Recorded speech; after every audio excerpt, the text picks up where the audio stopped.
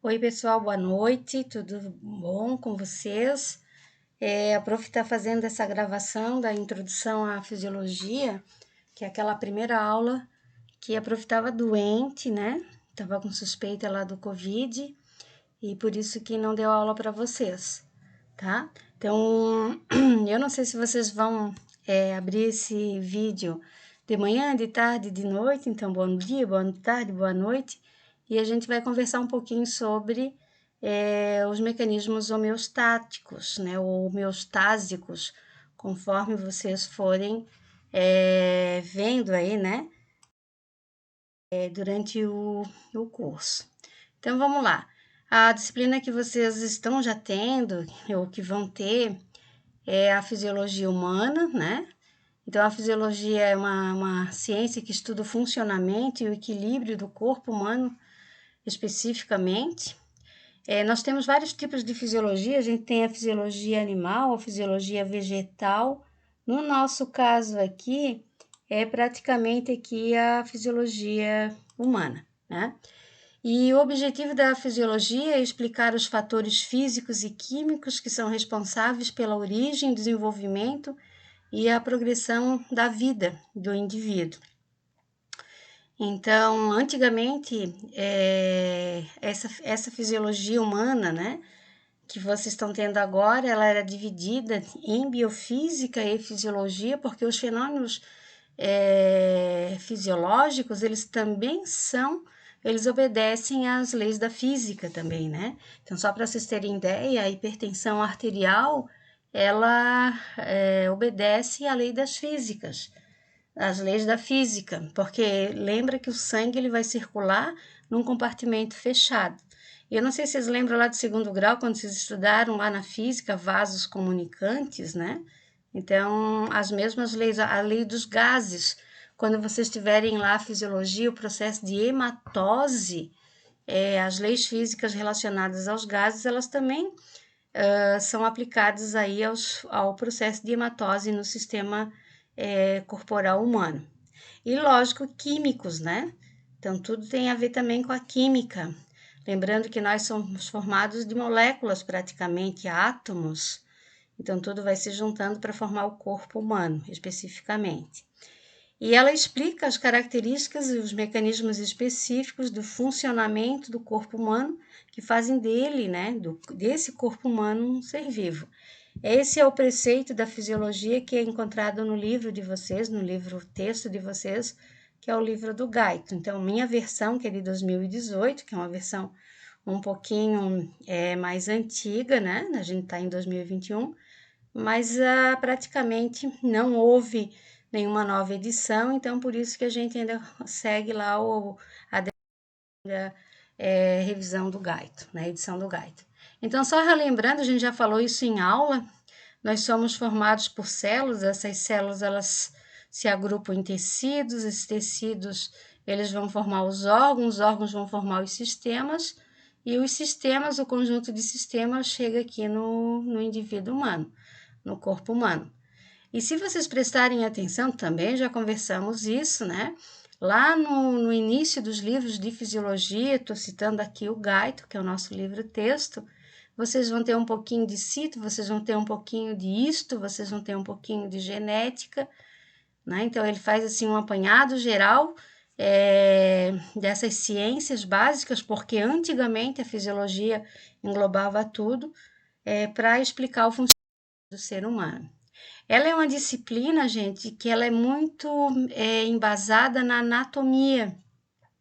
Não dá de falar de físio sem falar de anato, né?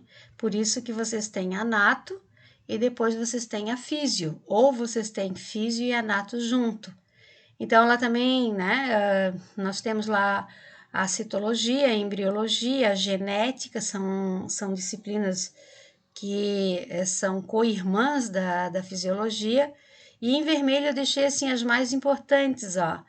É aquela que vocês têm que prestar bem atenção, a bioquímica, a patologia e a farmacologia, né? Não menos importante aqui do que a física. Apesar de vocês não terem a disciplina de física dos sistemas, né? Quando fiz faculdade, eu tive essa disciplina, era uma disciplina bem difícil, a gente ralava muito para estudar. Então, a fisiologia, ela trabalha assim com o que é natural, o funcionamento normal, fisiológico normal. E quando esse funcionamento ele não está, né, seguindo as regras da normalidade, então a gente tem a pato, então o indivíduo ele está com uma patologia, ele está com uma doença, né? E posteriormente vocês vão ter a farmacologia, que é a ciência que vai tentar consertar os fenômenos patológicos, né? Então, gente, lá na farmacologia, vocês também vão ter, né, a necessidade de saber fisiologia. Então, vocês têm aqui, ó, a parte fisiológica, que é estudar o que é normal. Depois vocês têm a parte patológica, que é estudar o que está anormal.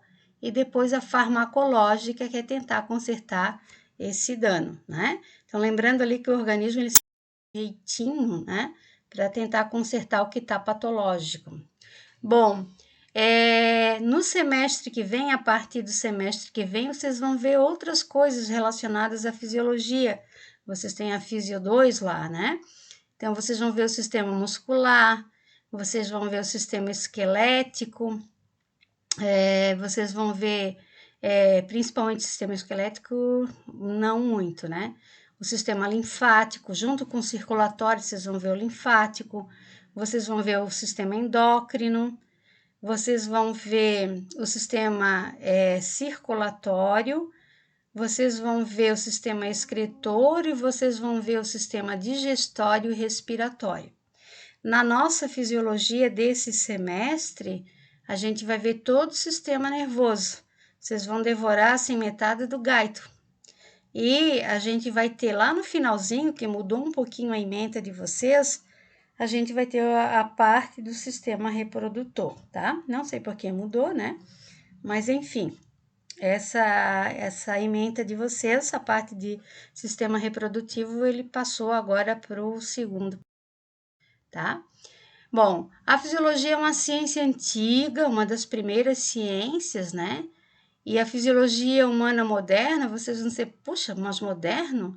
No século XVI? Pois é, mas é considerada moderna, né? Então, ela nasceu nesse século e a primeira contribuição se deve, né, a esse cara aqui que estou apontando, que é o Miguel Servet. Bem na época de 1500, a gente estava descobrindo o Brasil aqui, né? E lá na Europa, o Servet ele já estava dando os pitafos lá com relação à fisiologia. Então, esse cara aqui, o Miguel Servet, ele estudou a circulação pulmonar. Foi o primeiro, assim, tratado de fisiologia que a gente tem na história, né? Quero dizer para vocês que antigamente a igreja ela teve assim um período assim que ela dominou muito as ciências. Se nada fosse conforme o que era predito pela igreja, então os caras lá, os cientistas, os médicos, os fisiologistas, eles eram, né, digamos assim, retirados de cena. E por muitos anos era considerado um sacrilégio tu abrir o corpo de um cadáver, né? Como vocês fazem hoje de secação, vocês têm plena liberdade de dissecar um indivíduo. Antigamente, quem fazia isso era morto. Então, durante muito tempo, assim, os conceitos que a gente tinha de fisiologia, as explicações que eram dadas dentro, né, da ciência, eram uma observação assim muito de fora. Eram mais assim palpites, até vocês podem ver, por exemplo, quem gosta um pouquinho da história de medicamentos, do desenvolvimento da ciência, vai assim achar que, meu Deus, como é que o pessoal fazia o uso de determinadas técnicas do passado, por exemplo, lá na época, né, da Idade Média, A epilepsia, quando alguém tinha um surto epilético, era considerado um indivíduo que estava sendo possuído. E uma das técnicas médicas que eram feitas lá na Idade Média era fazer o que a gente chama de trepanação, que é o furo, né? Eles furavam lá a calota craniana do indivíduo, 3 furos, porque o 3 era um número místico, para fazer com que o espírito maléfico ele saísse para fora. Então tem coisas assim que a gente observa, né, que a gente lê de história. Eu gosto muito dessa época, né, de ler essas coisas do passado, para a gente ver como que a gente já está há anos-luz lá na frente. Então esse Miguel Servet, ó, ele foi o primeiro europeu a correlacionar e a descrever a função da circulação pulmonar, o que nós chamamos de pequena circulação, né? Hoje vocês vão aprender lá no semestre que vem. O Miguel Servet, ele estudou isso. Ele era um indivíduo, né, que era versado em muitas ciências, era um cara estudioso, então ele era um matemático, um astrônomo, ele também entendia um pouquinho de meteorologia, geografia, anatomia humana, medicina, ele era um médico e também um farmacologista. E também para terminar ali o currículo dele, ele era um cara que entendia muito de jurisprudência, era uma espécie de um advogado. Mas assim, a paixão dele realmente era a fisiologia. Ele gostava muito de anatomia, fisiologia, né?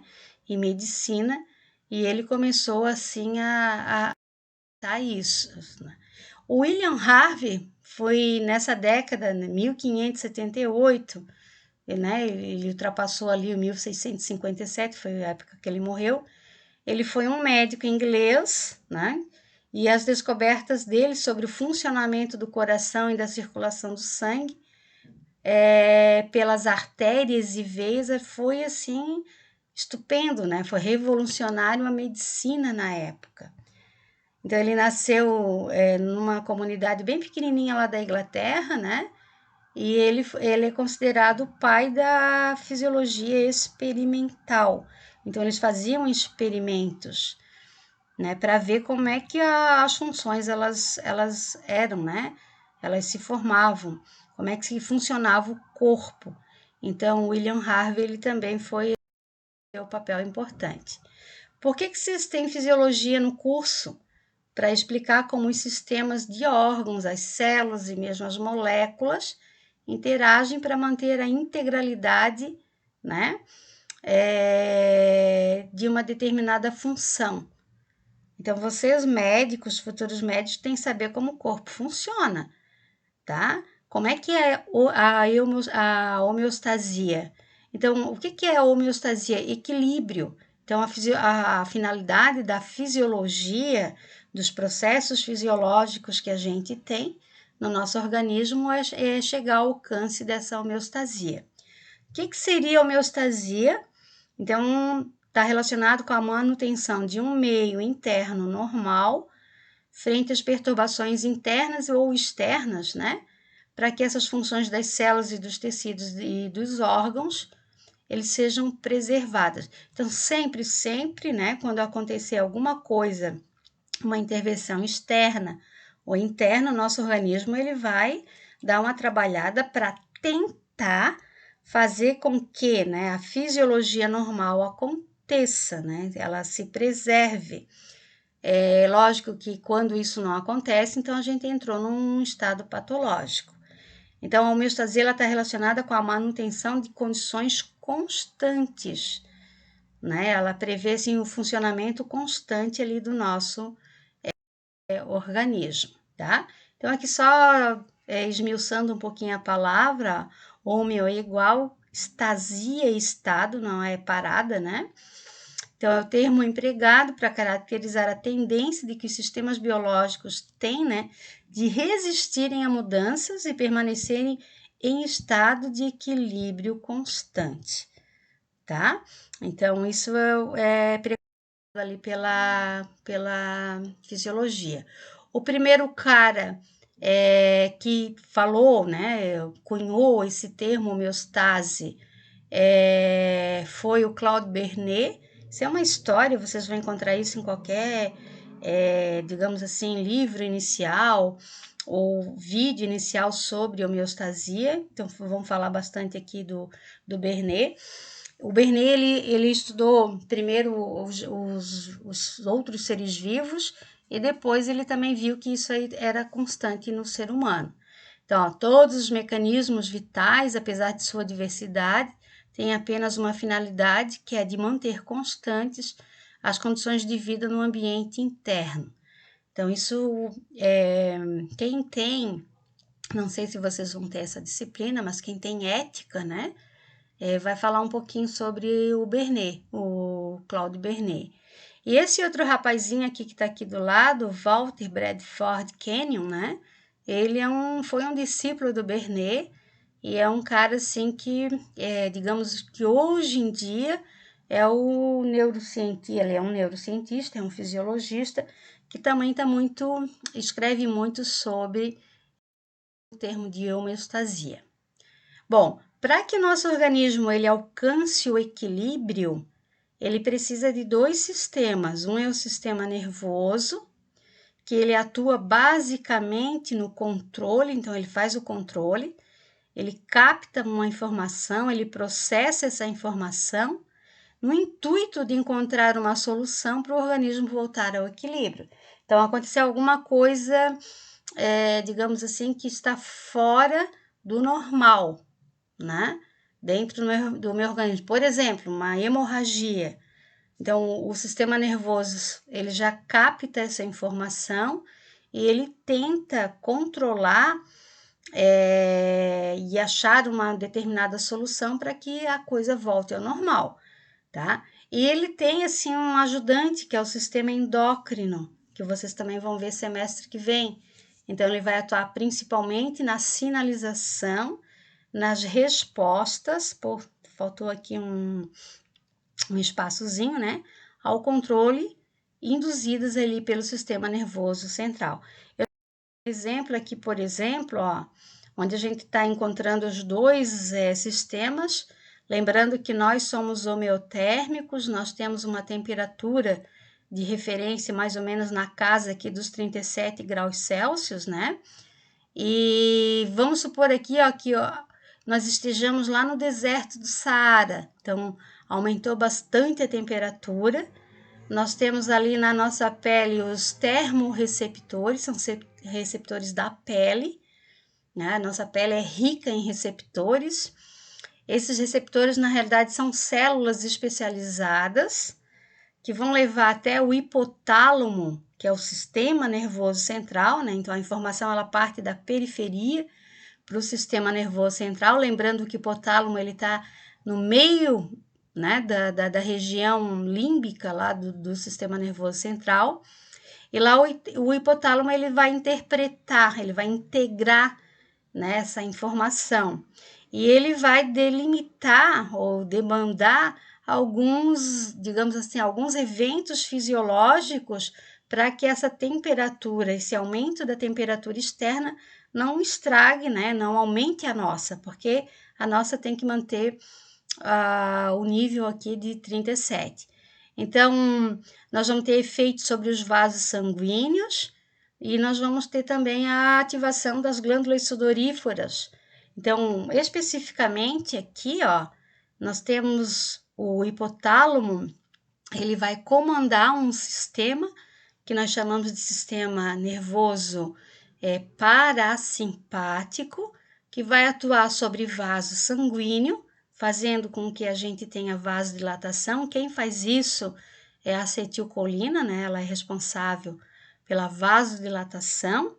E também a acetilcolina ela vai atuar glândulas, principalmente as glândulas sudoríparas. Então, quando a gente está liberando suor, esse suor ele refresca a pele. Então, a gente vai perdendo aqui, né, aquele calor, a gente tem, assim, o freio, tá? E quando a diminuição da temperatura, ela ocorre, vamos supor que a gente tá lá no Tibete, né, subindo lá os Alpes. Então, também a gente vai sentir frio, nós temos receptores tanto para o calor quanto para o frio. Esses receptores vão informar o hipotálamo que tá frio, né?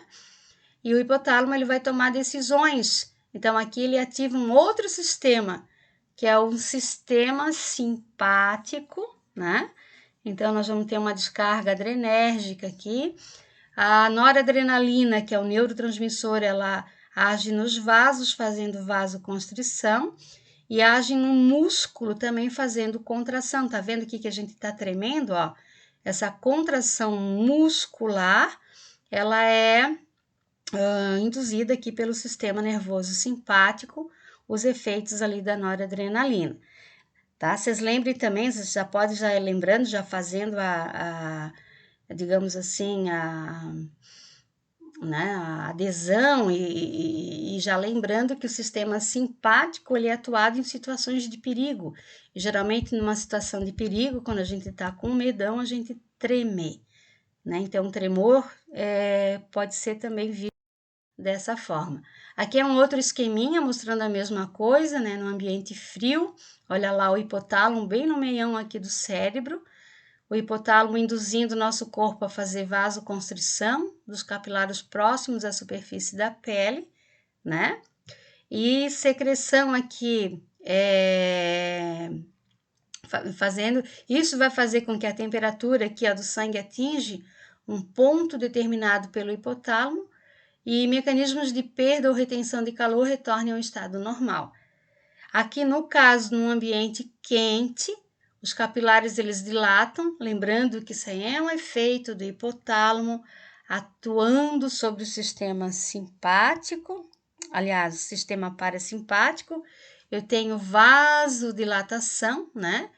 E daí o que a gente tem? A gente tem a liberação do calor para o ambiente, tá?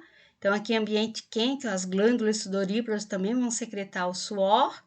E aqui, ó, no caso do frio, nós temos cessação da secreção de suor. Os pelos também ficam eriçados. Quando a gente eriça o pelo, a gente está promovendo energia, fazendo com que haja esse aprisionamento aqui de uma camada de ar aqui embaixo. Então, protegendo o nosso corpo contra tá? Como é que ocorre, né, essa homeostase? Vocês viram assim, ó, a gente parte de uma informação que chega no sistema nervoso central e também, né, de deliberações do sistema nervoso central para a periferia para que a gente tenha a reversão do processo. Então, ela é realizada primariamente, ó, pelos sistemas de retroalimentação, a gente chama isso de feedback, de tal forma que quando sofre uma intervenção, nosso corpo quando sofre uma intervenção, uma diversidade de respostas locais, reflexos sistêmicos e ajustes também a longo prazo, eles são ativados para levar o sistema de volta ao seu ponto de equilíbrio normal. Tá? Então, a gente vai trabalhar muito daqui por diante, gente, nas nossas aulas, com mecanismo de feedback, tá? A compreensão do funcionamento dos sistemas em condições normais permite avaliar quando e por que existe uma disfunção. Então, se vocês estão aqui aprendendo como é que funciona o órgão numa condição normal, para depois vocês aplicarem esse conhecimento da fisiologia numa condição patológica. O que eu vou fazer para reverter aí o processo, tá? Então, aqui são algumas propriedades da homeostasia, ó. Os sistemas, eles exibem certas propriedades, eles são estáveis, são, digamos assim, essas deliberações que o nosso corpo ele toma para consertar essas situações quando elas estão adversas, isso aqui, né, todos no planeta têm. Então, por isso que a gente diz que eles são estáveis. Ó. Toda a sua organização interna, estrutural e funcional contribui para a manutenção do equilíbrio, tá aí a função, né, da coisa. E, em alguns casos, eles são imprevisíveis, ó. Nesse sentido aqui, ó, o resultado de uma determinada ação pode mesmo ser o oposto do esperado. Aqui a gente já está entrando assim em algumas claridades, ó. E daí o que a gente tem de exemplos de homeostase nos mamíferos? Nos colocando agora como animais, né? E humanos, né? Então, a regulação da quantidade de água e minerais no corpo, a gente chama isso de osmorregulação. Isso aqui é feita pelos rins, vocês vão ter o renal e vocês vão aprender. Agora, na Físio 1, vocês aprendem um pouquinho a regulação da quantidade da água pelo hipotálamo, água e alimentação, né? Uma das propriedades das funções hipotalâmicas. Remoção de resíduos metabólicos, né? Então, a gente chama isso de excreção. Isso se dá ao longo do nosso corpo, então, pelos rins, pelos pulmões, pela pele, pela saliva, pelo leite, né? Pelo tubo digestório também. Então, eu estou botando para fora o que não presta, né? Regulação da temperatura corporal. Então, é um processo que se dá pela pele e também pela circulação sanguínea, a gente acabou de ver isso. E regulação dos níveis de glicose no sangue, que é realizada principalmente pelo fígado, tá? E pela insulina que é secretada pelo pâncreas. Então, a gente vai ter esses dois órgãos aqui, ó, super importantes para diminuição, né? Ou para regulação dos níveis de glicose. E a regulação de todas as funções, dessas funções aqui, ela se dá pelo sistema nervoso, tá? Um feedback, quando a gente chama de feedback, a gente sempre está acostumado a dois tipos de feedback, o negativo, que é o que mais é usado pelo nosso corpo, né? Então, é uma reação pela qual o sistema responde de modo a reverter a direção da mudança. Por exemplo, né?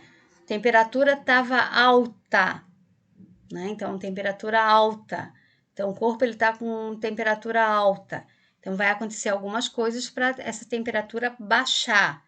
Se a temperatura, se eu estou num caso de hipotermia, também acontece algumas coisas para essa temperatura aumentar. Isso se chama de feedback negativo. E o feedback positivo, ó, é uma reação em cadeia, ó, pela qual o sistema responde de modo a amplificar a direção da mudança. Ela é menos usada aqui pelo organismo, a gente vai encontrar poucos exemplos, né? Na realidade, eu trouxe para vocês na aula de hoje, que são exemplos somente. Agora, só um minutinho aqui, ó. Como é que o nosso organismo, ele controla a glicose, níveis de glicose, né, no sangue. Então, quando os níveis eles estão elevados, eles estão altos, o pâncreas, né, ele é estimulado e ele vai produzir insulina. E essa insulina, ela vai fazer com que a glicemia baixe, tá? Depois nós vamos aprender, assim, em detalhes como isso vai acontecer, né? E também não é uma coisa assim só desse jeito, né, gente? Eu tô simplificando bastante. Agora, quando os níveis de homeostase aqui de glicose, eles estão muito baixos, aí o que acontece? Também o sistema nervoso central, ele detecta isso, né? Estimula ali o pâncreas.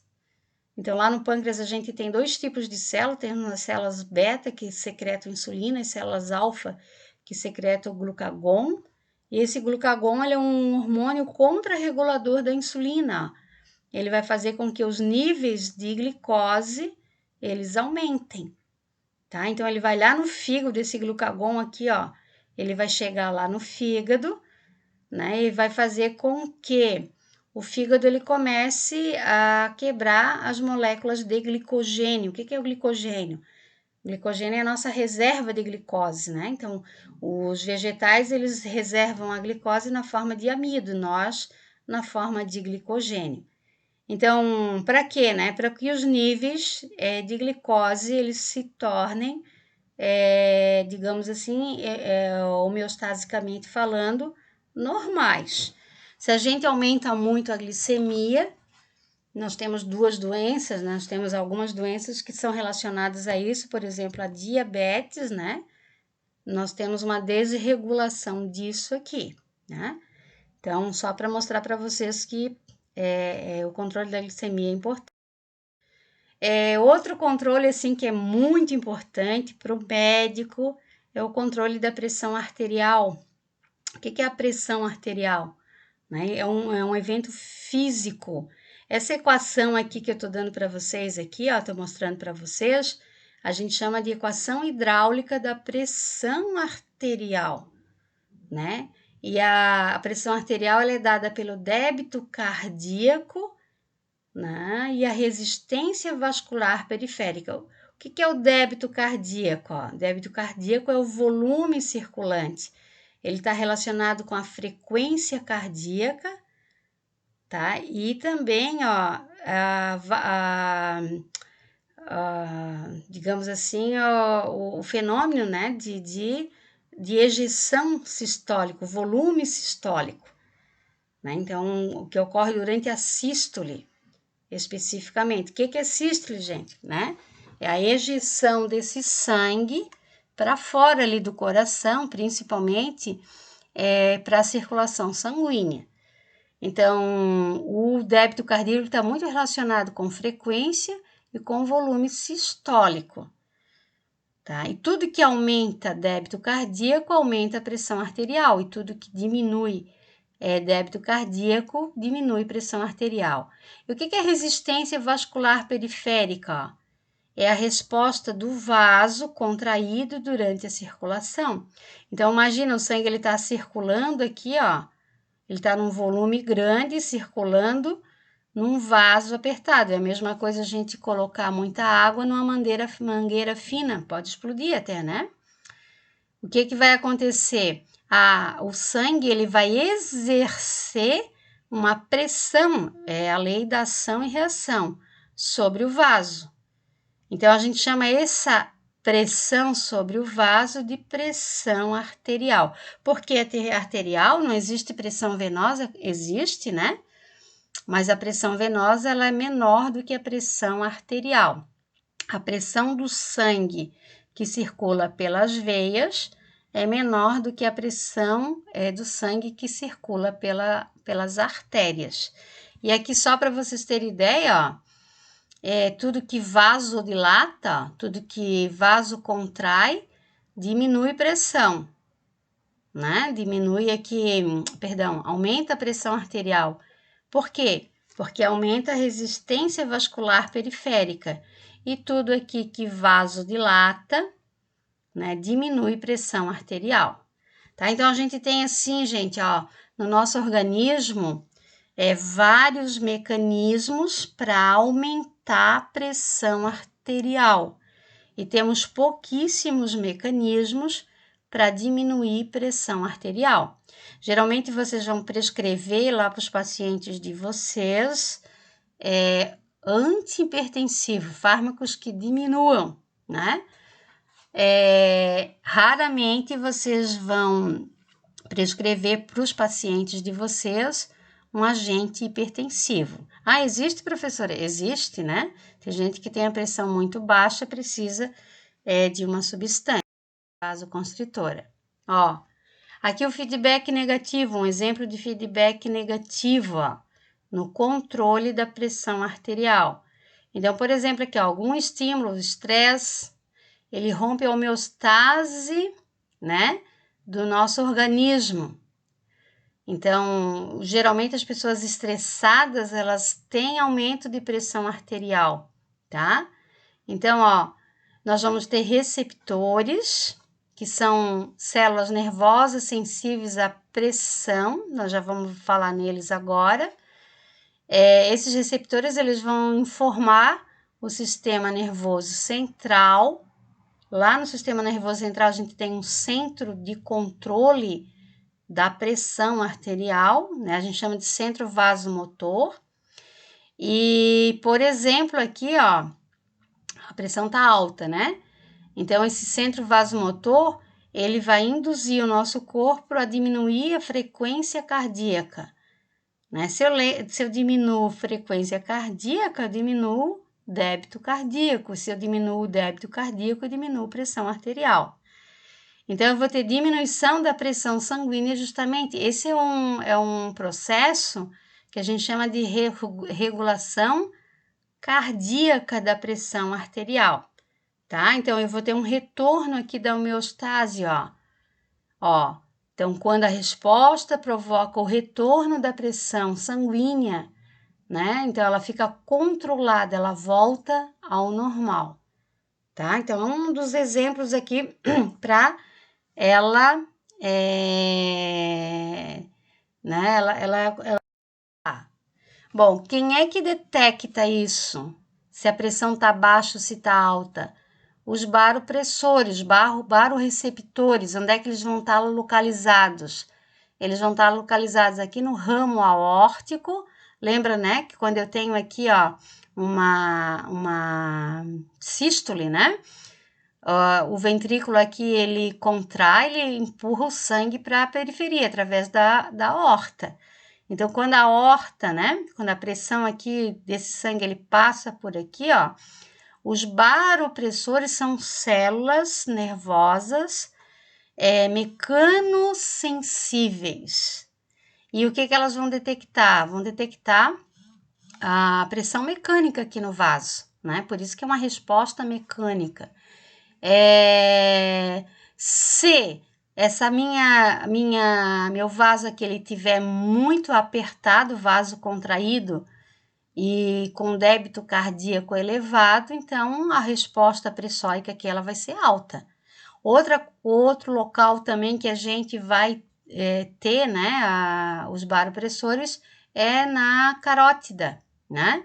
Então, e logicamente, ó, nós vamos ter aqui a carótica é um vaso que vai levar o sangue para a cabeça, né? Para a região da cabeça, para o cérebro. E também, né? Mais ainda, mais importante ainda, esses vasos não podem, a vasocirculação aqui do sistema nervoso central, ela não pode estar, tem muito vasoconstrição, que eu posso ter um problema sério posteriormente. Então, detectei aqui que a pressão, ela vamos supor aqui que ela baixa, né? Vou dar os exemplos aqui, ó, para aumentar a pressão. Então, ó, o estímulo é a baixa da pressão arterial. Ele foi detectado por quem? Pelos baroreceptores. Esses baroreceptores, eles vão acionar o centro cardiovascular. Aonde que está isso, prof? Lá no sistema nervoso central, né? E daí o que eu vou ter? Eu vou ter aumento da atividade simpática. Então, eu vou ter ativação do sistema periférico simpático. Então, o cérebro lá, o sistema nervoso central detectou. A pressão está muito baixa. Então, eu vou ativar o sistema simpático. O sistema simpático, ele vai produzir lá, né? Ativar, nós vamos ter no coração nervos simpáticos trazendo noradrenalina para cá, né? E também nos vasos, a gente vai ter a ação da noradrenalina. Então, eu vou aumentar a resistência vascular periférica. Por que eu aumento a resistência vascular periférica? Por causa da vasoconstrição. Mas eu também aumento o débito cardíaco. Porque lembra lá a noradrenalina, o que ela faz? Ela aumenta a frequência e ela aumenta a força de contração. Ao mesmo tempo que o centro cardiovascular ele está fazendo isso, ó, aumentando a atividade simpática, ele está diminuindo a parasimpática, tá? Então, eu tenho diminuição aqui da parasimpática, ok? Isso contribui para um aumento da pressão. Outro sistema que está muito relacionado com controle da pressão. Então, gente, ó, a pressão ela pode ser regulada pelo sistema nervoso central, né, pelo sistema cardiocirculatório e pelo sistema renal.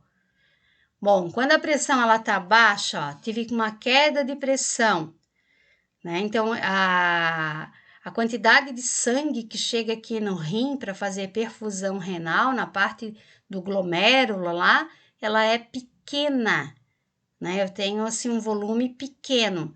E essa pressão ela tá baixa. Então, o cérebro ele detecta, né, que a pressão está baixa e ele toma as providências. Uma das providências é acionar o simpático. O que o simpático ele vai fazer, gente? Sistema simpático. Aqui no rim, ó, nós temos receptores beta, tá? Então, nós temos receptores para noradrenalina, receptores beta. E quando a noradrenalina ela atua no rim, ela faz com que o rim libere uma enzima chamada renina, tá? Então, renina porque vem da onde? Do rim. O que essa renina faz? Ela é uma enzima que vai quebrar essa molécula aqui, ó, grande, que é o angiotensinogênio. É uma molécula que está presente na nossa corrente sanguínea, ela é produzida pelo nosso fígado, e a renina, ela transforma o angiotensinogênio em angiotensina 1. E a angiotensina 1, ela é transformada em angio 2 por uma outra enzima que é a ECA, enzima conversora da angiotensina. Vocês vão usar nos pacientes de vocês inibidores da ECA, Então, vou inibir essa enzima. E por que vocês vão baixar a pressão lá do paciente? Porque se eu inibo a enzima, eu não tenho angiotensina. O que é essa angiotensina aqui, ó, a 2, ó? Ela faz várias coisas no nosso organismo, tá? Eu poderia puxar mais um negocinho aqui pro lado, ó. Mas uma das coisas que ela vai fazer, ó, ela vai agir na suprarrenal, a angio 2, e ela faz com que a suprarrenal ela estimule um hormônio que é chamado de aldosterona. E a aldosterona, por sua vez, age no rim, fazendo retenção de água e sódio. Então, a retensal. Se eu tenho aumento da retenção de água e sódio, gente, eu vou aumentar a pressão arterial. Por quê, prof? Porque quando o sangue ele fica hipertônico, cheio de sal aqui, de água e sódio, aumenta a volemia, aumenta também pressão, aumenta débito cardíaco, aumenta a pressão arterial. Outra coisa que a angio faz, ó, ela é vasoconstritora, ela também é vasoconstritora, junto com a noradrenalina. E se eu tenho vasoconstrição, eu também tenho aumento da pressão, ok? Então, vamos lá de novo, ó. Vocês estão vendo aqui, ó, os baroreceptores, ó, onde é que ele tá? Tá na aorta e tá aqui na carótida, né? Então, eles detectam pressão, vão detectar a pressão. E o que eles podem ativar? Eles vão ativar, ó, nervos, ó, lá daquela região que a gente chama de região controladora da pressão arterial, né? E a gente vai ter assim, ó, se ela tá baixa, então nós vamos ter a liberação da norepinefrina, que é a mesma coisa que noradrenalina, que vai fazer vasoconstrição. Então, noradrenalina é vasoconstritora. Aqui, vocês estão vendo, ó, nós temos um ramo simpático aqui, ó, que chega no vaso, como também nós temos um ramo simpático que chega aqui no coração, aumentando direto no músculo, olha só, direto no músculo, aumentando contração e aumentando frequência, lá no nódulo sinoatrial. Olha que coisa mais linda, gente. E tudo isso aqui faz com que a pressão arterial aumente, ó.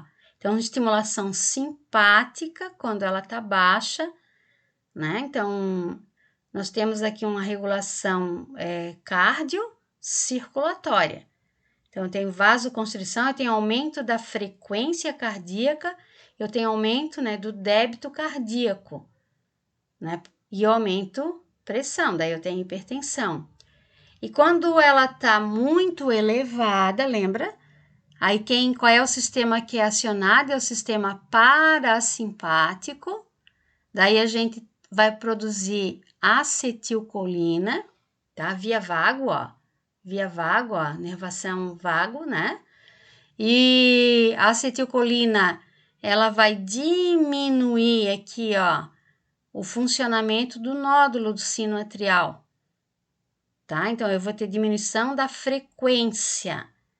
E eu vou ter diminuição também, da força de contração, diminuição do débito cardíaco e a noradrenalina no vaso, tá? Vocês veem que a gente não tem um efeito direto assim, né? Ó, ela vai produzir óxido nítrico, ela vai ativar a produção de óxido nítrico, e o óxido nítrico é um dilatador, beleza? Então, a gente regula a pressão arterial pela via renal, pela via cardiocirculatória e pelo sistema nervoso central também. Aqui também é um outro mecanismo, ó. Você sabe que a tireoide é uma glândula super importante para nós, né? Então, ela é produtora dos hormônios T3 e T4, né? T3 principalmente, porque o T3 é o que é mais usado aqui no nosso organismo. O T4 ele é transformado em T3. Então, olha só, quando os níveis dos hormônios tireoidianos, eles estão baixos, ó, então diminuiu aqui os níveis, o hipotálamo ele é ativado, ó, eu tenho a menor concentração de tiroxina no sangue, ó, tô com a menor, ó, então através da circulação sanguínea eu tenho a ativação lá do hipotálamo, essa informação é levada para o hipotálamo. O hipotálamo, ele se comunica com a hipófise, né? Ó, e a hipófise, ela vai fazer com que eu tenha maior secreção do TSH, que é o hormônio, né, hipofisário aqui, ó. Esse hormônio hipofisário, ele vai atuar na tireoide, na glândula tireoide, fazendo com que a tireoide, ela tenha maior secreção da tiroxina, que é o hormônio, né, tireoidiano. Quando essa concentração da tireoxina ela está muito grande, daí a gente tem, ó, um feedback negativo de novo, ó. Tá? E daí o que vai acontecer? Eu vou inibir o hipotálamo, que inibe a hipófise, que daí produz menos TSH, que não estimula a tireoide, eu tenho menor concentração da tiroxina, e depois, né, eu vou ter uma menor concentração do hormônio ali na corrente sanguínea, então no corpo do indivíduo, tá? Então, esse processo todo, ele acontece. Lembrando para vocês, gente, a tireoide é tão importante, vocês não têm ideia, vocês vão amar estudar a tireoide no semestre que vem. Ela é super importante, a gente não pode viver sem os hormônios da tireoide. Tireoide, né, o hormônio, a tiroxina aqui é um hormônio termogênico também. Né, em condição de frio assim prolongado, um dos eventos, né, de feedback negativo a longo prazo é fazer com que a gente comece a liberar o hormônio tireoidiano, que ele é termogênico, ele queima, né, gordura, né? Então ele vai produzir calor também, tá? Então são os eventos aí que acontecem, ó. Vocês, quando forem fazer os exames, pedir os exames para ver se a tireoide do indivíduo ele está funcionando, vocês vão pedir TSH, não só a tiroxina, né, mas vão produzir TSH também, ó. Geralmente, quando TSH ele está alto, os níveis de tiroxina estão altos, né? E quando ele está baixo, os níveis de tiroxina também eles vão estar E quase terminando, né? A gente já vai quase 1 hora agora, né? Os vídeos eles não podem ser muito longos. Aqui a gente tem um exemplo de feedback positivo. Ó. Até agora a gente falou de feedback negativo, né? E aqui é o feedback positivo. Lembra que a prof falou? Ó, é uma amplificação do sistema, é uma reação em cadeia. E um dos exemplos assim mais clássicos dentro da fisiologia é a cascata de coagulação. Então, lembrando lá que a gente tem vários fatores de coagulação, um fator aciona o outro, né? Então, para quê? Para a gente chegar no processo final, que seria lá o processo de coagulação. Vocês vão ver também isso aí, né, em patologia, se não me engano, né? Não é aqui que a gente vê a cascata, né, de complemento e a cascata de coagulação. Mas lembrando aqui, né, por que é feedback positivo? Porque o pontapé inicial que o organismo dá né? Digamos assim, a ordem inicial é coagular. E ocorre vários eventos aqui, né? Que vão fazer com que o produto final seja coagular e não hemorragia, por exemplo, né? Então, nós teríamos um efeito oposto, aí seria E outro exemplo, assim, que eu acho lindo, maravilhoso, que vocês também aprendem como um feedback positivo, é o processo de contração uterina que acontece lá no parto. Então, lembra lá, gente, ó, nós gestamos em 40 semanas.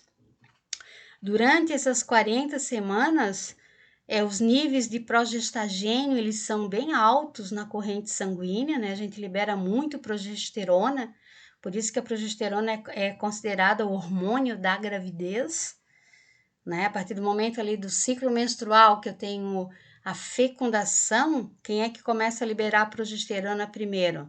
O corpo lúteo, né? E se houve fecundação, esse corpo lúteo ele vai degenerar, os anexos embrionários eles vão começar a formar. Nós temos ali a formação da placenta e a placenta ela vai liberar progesterona por um bom tempo. Qual o efeito da progesterona? Ela relaxa a musculatura lisa do útero, né? Então não tem contração, então ela é protetora da contração. Vocês vão encontrar muito casos aí de mulheres que têm pouca progesterona. Eu fui um caso, posso até dizer para vocês, assim, me usar como exemplo. Eu, antes da minha filha, tive 3 abortos espontâneos. E então eu já custava muito a engravidar. E quando engravidava, eu não tinha produção de progesterona suficiente. E lógico, lá pela 12ª, 13ª, até 15ª, o meu último aborto foi com 15 semanas de gestação, eu perdi as crianças. Então, eu perdi 3 antes da Maria. Por isso que a Prof. Henri teve uma filha com 43 anos de idade, né?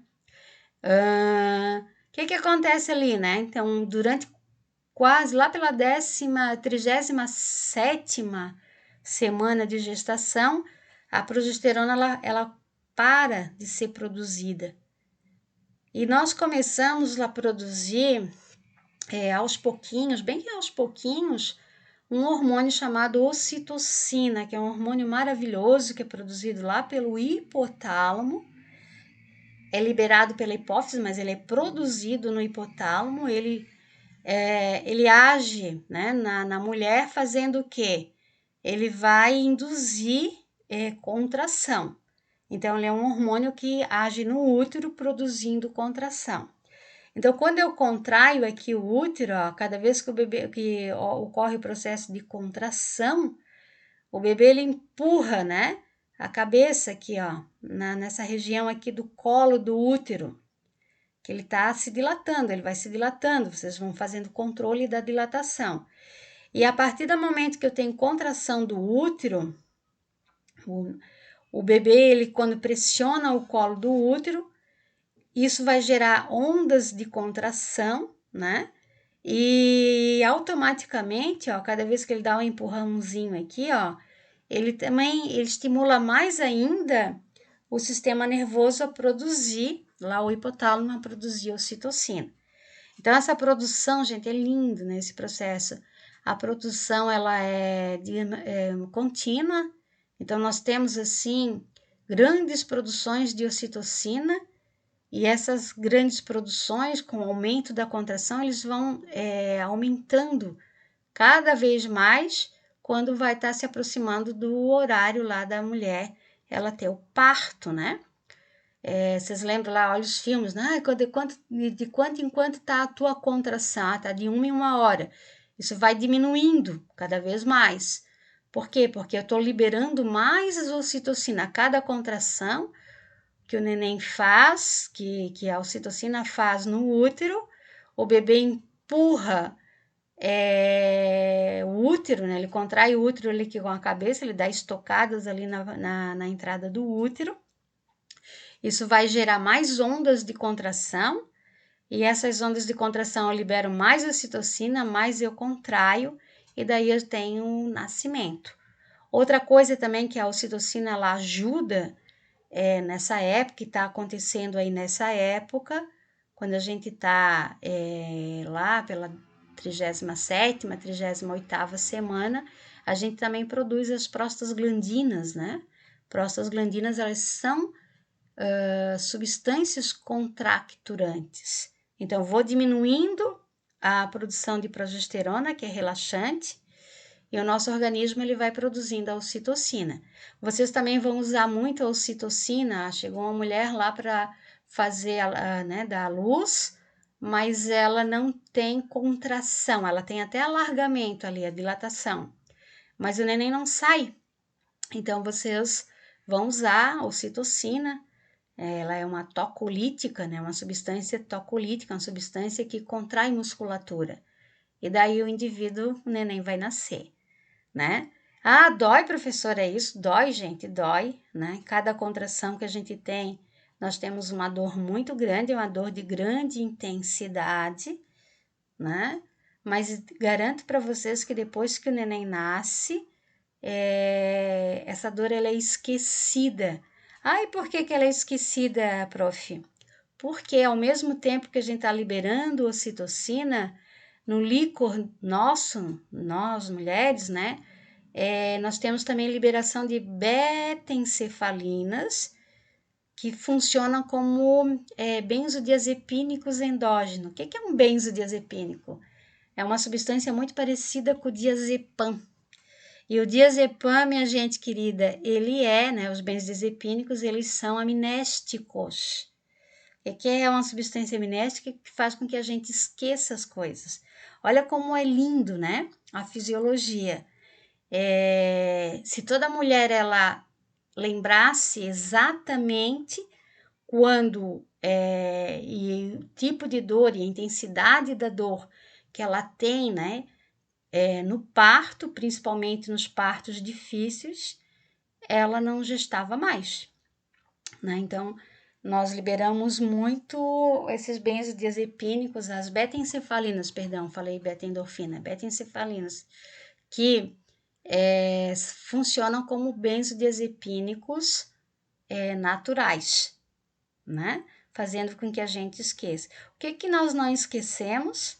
A gente não esquece o rosto, a gente não esquece o momento que o neném é colocado na barriguinha da gente, que a gente vê os olhinhos, que a gente conta os dedinhos, que a gente vê como é que é a orelhinha, né? A gente fica assim, olhando para ver se ele tá normalzinho, se ele veio com saúde. E essa emoção, aí a gente, olha só como é linda a fisiologia. A gente já tá, é uma memória emocional, que isso vai ser registrado, né, vai ser consolidado numa região do sistema nervoso central, que a gente chama amígdala, tá? Que a gente vai ver isso lá nas aulas de memória. Então, vamos ver bastante coisa legal, né, nesse semestre. E assim, cada aula que a gente tem com vocês, assim, eu quero passar para vocês como é lindo e como é importante estudar fisiologia, né? Fisiologia sempre foi a minha disciplina predileta da faculdade. Estudei bastante fisiologia, depois eu fui para fazer mestrado, eu queria fazer na área de fisiologia, não deu, não existia na época, daí eu fiz na área de farmaco, que precisa muito de conhecimento da fisiologia, e no doutorado também, tá bom? Um beijo no coração de vocês, e a gente vai fazer aulas lindas, né? Daqui por diante. Ok? Deixa eu ver aqui, ó.